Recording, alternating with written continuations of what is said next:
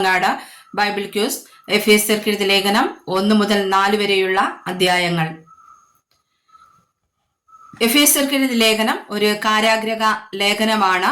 ഈ ലേഖനം എഴുതിയത് റോമയിൽ കാരാഗ്രഹത്തിൽ വെച്ചാണ്. ഈ ലേഖനം എഴുതിയ കാലഘട്ടം AD 60-ലാണ്. അപ്പോസ്തലനായ പൗലോസ് ദൈവ ഇഷ്ടത്താൽ എഴുതിയ ലേഖനം എഫേസ്യർ. ക്രിസ്തു യേശുവിന്റെ അപ്പോസ്തലൻ ആര്? പൗലോസ്. ആർക്കൊക്കെ വേണ്ടിയാണ് ഈ ലേഖനം എഴുതിയത്? എഫെസോസിലുള്ള വിശുദ്ധന്മാരും ക്രിസ്തു യേശുവിൽ വിശ്വാസികളും ആയവർക്ക്. ആരിൽ നിന്നൊക്കെ എഫേസ്യർക്ക് കൃപയും സമാധാനവും ലഭിക്കട്ടെ എന്നാണ് പൗലോസ് പറയുന്നത്. പിതാവായ ദൈവത്തിങ്കിൽ നിന്നും കർത്താവായ യേശു ക്രിസ്തുവിങ്കൽ നിന്നും. സ്വർഗത്തിലെ സകല ആത്മീക അനുഗ്രഹത്താലും നമ്മെ ക്രിസ്തുവിൽ അനുഗ്രഹിച്ചിരിക്കുന്നത് ആര്? കർത്താവായ യേശു ക്രിസ്തു.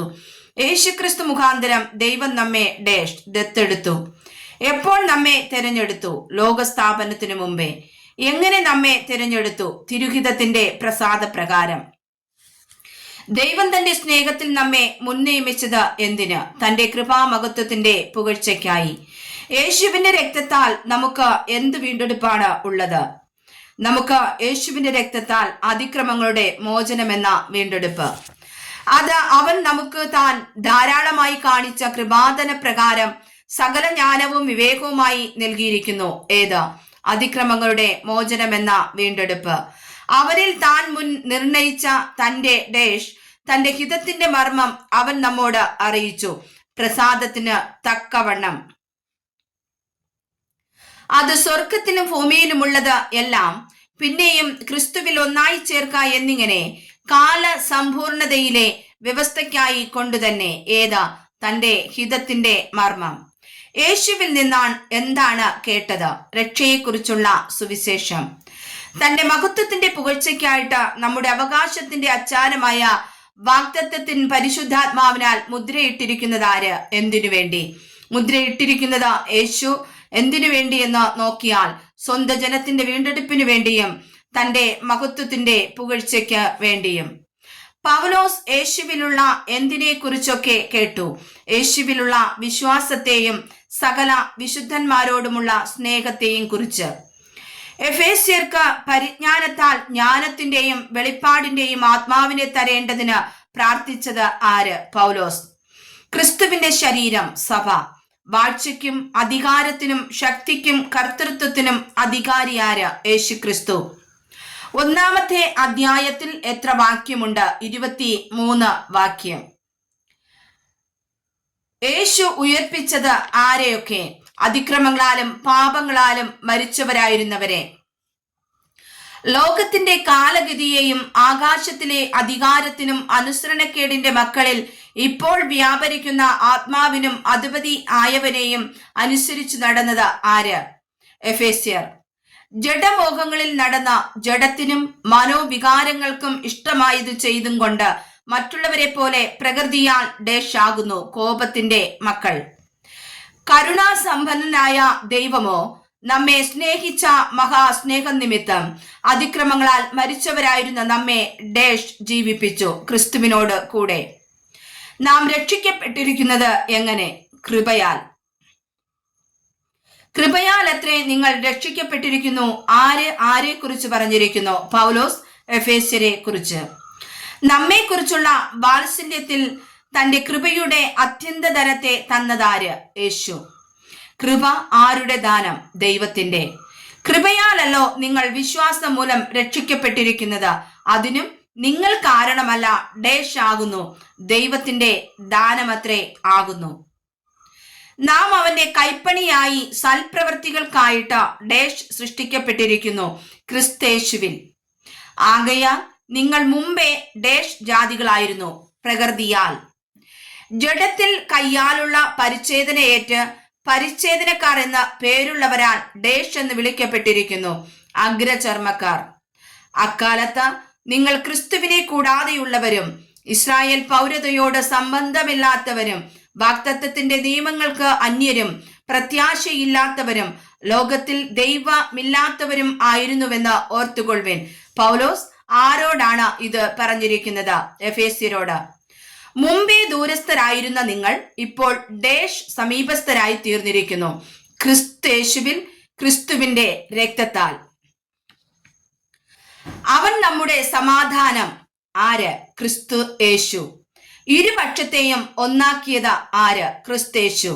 ചട്ടങ്ങളും കൽപ്പനകളുമായ ന്യായപ്രമാണം എന്ന ശത്രുത്വം തന്റെ ജഡത്താൽ നീക്കി വേർപാടിന്റെ നടുചുവർ ഇടിച്ചു കളഞ്ഞതാര്? ക്രിസ്തേശു. നമ്മെ പുതുമനുഷ്യനായി സൃഷ്ടിക്കുന്നതാര്? ക്രിസ്തേശു.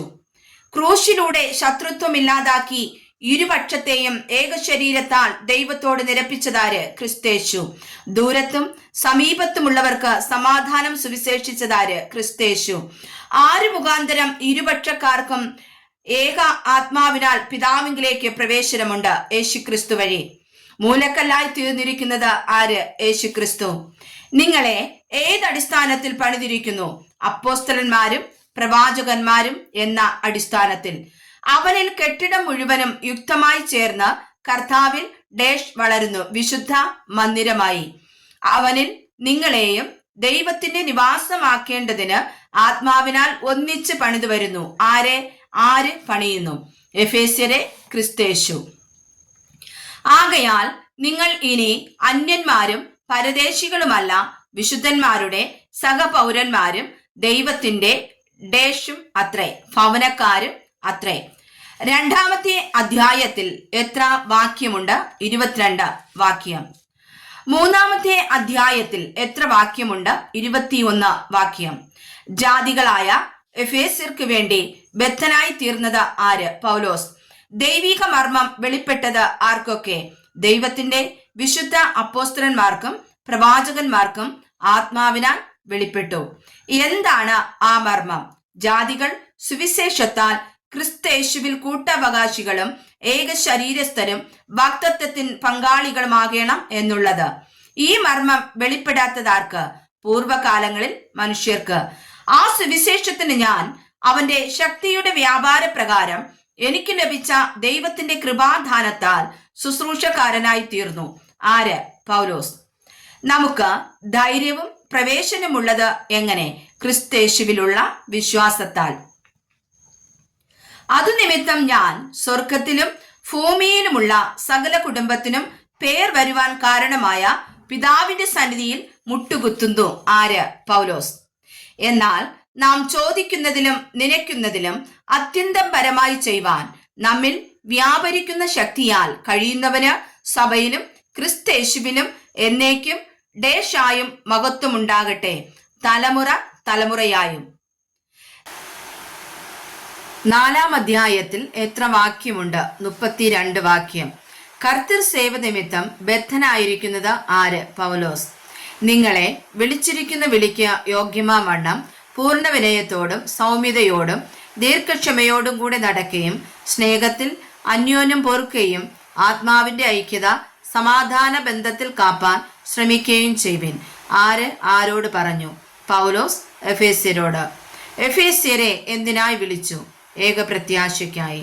ശരീരമൊന്ന്, ആത്മാവൊന്ന്, കർത്താവ് ഒരുവൻ, വിശ്വാസമൊന്ന്, സ്നാനം ഡേഷ് ഒന്ന്.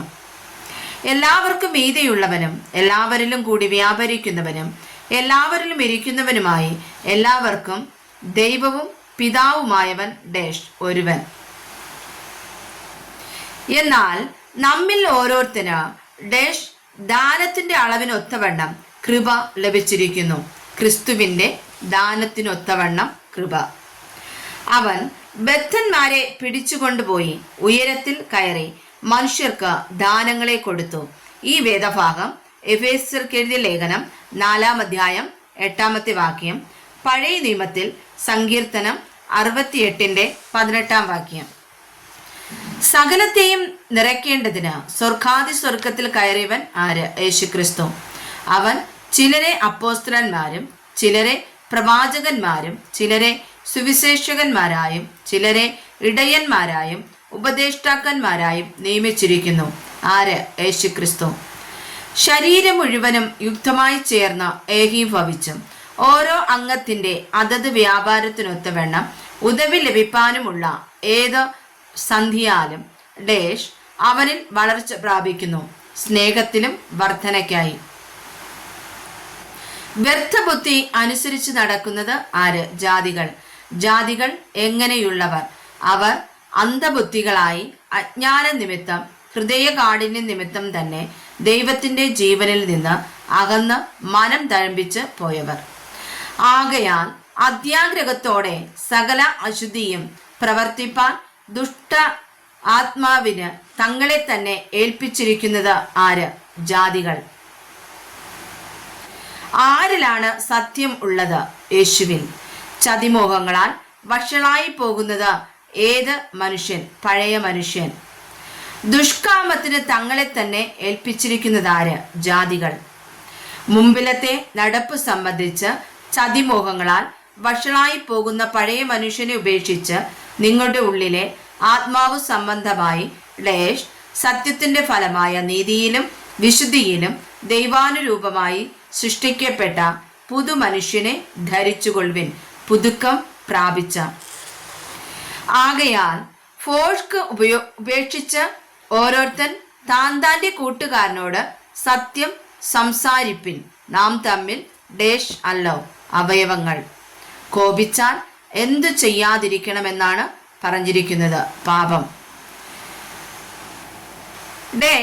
നിങ്ങൾ കോപം വെച്ചുകൊണ്ടിരിക്കരുത്, സൂര്യൻ അസ്തമിക്കുവോളം. ന് ഇടം കൊടുക്കരുത് പിശാചിന്. കള്ളൻ ഇനി കക്കാതെ ഉണ്ടാകേണ്ടതിന് കൈകൊണ്ട് നല്ലത് പ്രവർത്തിച്ച് അധ്വാനിക്കത്രേ വേണ്ടത്, മുട്ടുള്ളവന് ദാനം ചെയ്യുവാൻ. ആവശ്യം പോലെ ആത്മീക വർധനയ്ക്കായി നല്ല വാക്കല്ലാതെ ആകാത്തതൊന്നും നിങ്ങളുടെ വായിൽ നിന്നും പുറപ്പെടരുത്, കേൾക്കുന്നവർക്ക് കൃപ ലഭിക്കേണ്ടതിന്.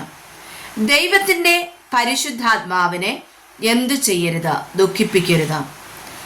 അവനാലല്ലോ നിങ്ങൾക്ക് വീണ്ടെടുപ്പ് നാളിനായി മുദ്രയിട്ടിരിക്കുന്നത്. ആരാൽ? ദൈവത്തിന്റെ പരിശുദ്ധാത്മാവിനാൽ. എല്ലാ കയ്പും കോപവും ക്രോധവും കുറ്റാരവും ദൂഷണവും സകല ദുർഗുണവുമായി നിങ്ങളെ വിട്ട് എങ്ങനെ ആയിരിക്കണം? ഒഴിഞ്ഞു പോകണം. നിങ്ങൾ തമ്മിൽ ദൈവം ക്രിസ്തുവിൽ നിങ്ങളോട് ക്ഷമിച്ചതുപോലെ അന്യോന്യം ക്ഷമിപ്പിൻ, ദയയും മനസ്സലിവും ഉള്ളവരായി.